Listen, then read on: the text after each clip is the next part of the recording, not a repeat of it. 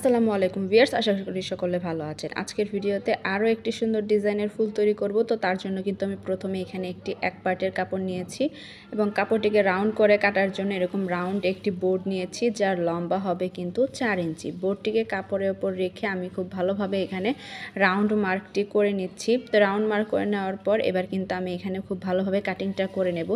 যেহেতু আমি একটি কাপড় নিয়েছি, তো সেখানে কিন্তু কাপড়টি অনেক পাতলা, তো সেই ক্ষেত্রে কিন্তু কাটতে একটু সমস্যা হতে পারে। তো আপনারা কিন্তু খুব সাবধানে খুব রাউন্ড করেই কিন্তু কাপড়টিকে কাটিং করে নেবেন। তো প্রথম কাপড়টিকে কিন্তু আমি এখানে কাটিং করে নিয়েছি। এবার দ্বিতীয় যে কাপড়টি সেটিকেও কিন্তু আমি রাউন্ড করে কাটিং করে নেব। তো তার জন্য কিন্তু আমি এখানে একটি ঢাকনা ব্যবহার করেছি, যার লম্বা হবে কিন্তু 3 ইঞ্চি। তো ঢাকনাটিকে কাপড়ের ওপর রেখে আমি এখন একটু মার্ক করে নিচ্ছি। তো এখানে কিন্তু রাউন্ড মার্ক করে নিচ্ছি আমি। তো রাউন্ড মার্ক করে নেওয়ার পর এখন আমি খুব ভালোভাবে কাটিংটা করে নেব। প্রত্যেকটি ফুল তৈরির ক্ষেত্রে কাটিংটা কিন্তু সবচেয়ে বেশি জরুরি। কাটিংটা যদি ভালো হয় তাহলে কিন্তু ফুলের লুকটাও ভালো আসবে। তো কাপড়টিকে কিন্তু আমি এখানে ভালোভাবে রাউন্ড করে কেটে নিলাম। এবার কাপড়টিকে কিন্তু আমি প্রথমে 2 ভাঁজ করে নিচ্ছি।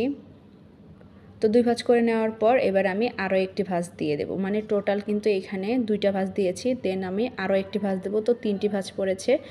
তো টোটাল যাবে এখানে 4টি ভাঁজ। তো 4টি ভাঁজ দিয়ে নেওয়ার পর কেচি দিয়ে কিন্তু আমি সাইডের যে 2 কোণার অংশটুকু সেটুকু কিন্তু আমি কেটে দিচ্ছি। তো প্রথমে কিন্তু এই পাশের কোণার অংশটুকু আমি কেটে দেব এবং পরবর্তীতে সাইডের যে বন্ধ অংশটুকু যে কাটিং করেছি এবং খোলা অংশটুকু যে রয়েছে সেটাও কিন্তু আমি কাটিং করে দিচ্ছি। তো কাটিং করে নেওয়ার পর আমি এবার মেলে দিচ্ছি যে কাপড়টির লুকটা কীরকম এসেছে। তো কাপড়টি কাটিং করার পর কিন্তু লুকটা এরকম আসবে। তারপর প্রথমে যে বড় কাপড়টিকে নিয়েছিলাম সেটিকেও সেমভাবে আমি ভাঁজ করে নিচ্ছি। তো কাপড়টিকে ভাঁজ করে নেওয়ার পর এখানেও কিন্তু টোটাল আমি 4 ভাঁজ দিয়ে নিয়েছি। তো কাপড়টিকে ভাঁজ করে নেওয়ার পর এবারও কিন্তু আমি 2 পাশের যে কোণার অংশটুকু রয়েছে সেখানে আমি কাটিংটি করে নেব। আপনারা একটু ভালোভাবে কাটিং করবেন যাতে কোণাগুলো খুব ভালোভাবে আসে। তো বড় কাপড়টিকেও কিন্তু আমি এভাবে কাটিং করে নিচ্ছি। তো আপনারা দেখতেই পাচ্ছেন।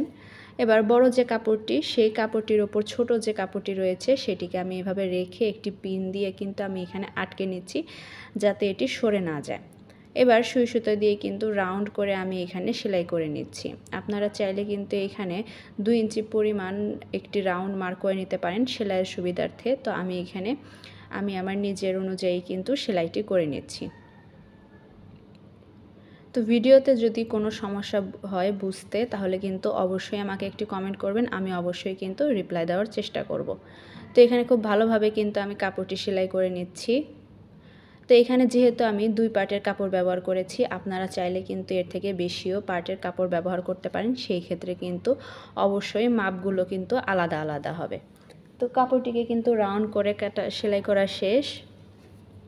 তো সেলাই করার পরে কিন্তু আমি হাত দিয়ে একটু চেপে ভালোভাবে টান টান করে দিচ্ছি, যাতে ভিতরে কোনো ভাঁজ বা গিঁট না পড়ে। তো কাপড়টিকে খুব ভালোভাবে কিন্তু আমি এভাবে হাত দিয়ে মেলে নিচ্ছি। তো কাপড়টির লুকটি কিন্তু এরকম এসেছে।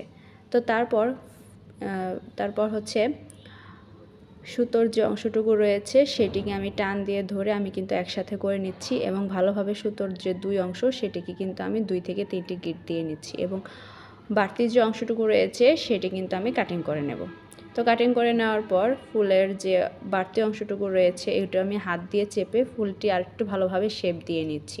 এবার একটি পুঁতি আর্ট করে ডেকোরেশন করে নিচ্ছি। ভিডিওটি কেমন লাগলো অবশ্যই কিন্তু আমাকে কমেন্ট করে জানাবেন এবং আমার ইউটিউব চ্যানেল ড্রিমস ফ্যাশনে অবশ্যই একটি সাবস্ক্রাইব করে দেবেন এবং আমার পেজে একটি লাইক, কমেন্টস অ্যান্ড শেয়ার করে দেবেন। ভিডিওটি কেমন লাগলো অবশ্যই কিন্তু জানাবেন।